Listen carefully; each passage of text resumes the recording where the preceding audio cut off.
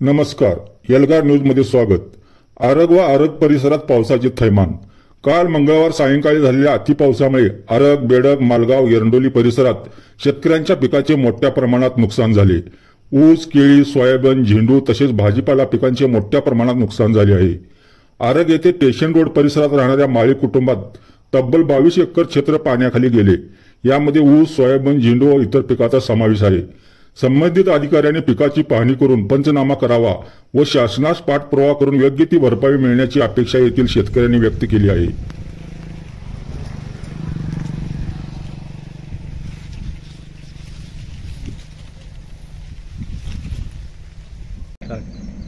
काल स्टेशन रोडला माळीमळ्यात काल झालेला पाऊस भरपूर प्रमाणात झालेला आहे।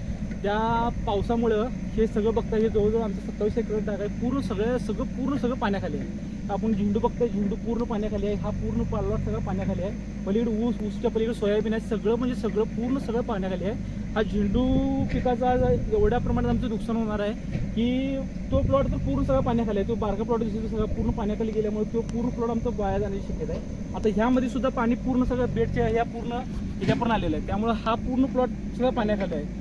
मग आम्हाला आमची एकच अपेक्षा आहे की शासनाने येऊन योग्य ती नुकसान भरपाई आम्ही दिली पाहिजे।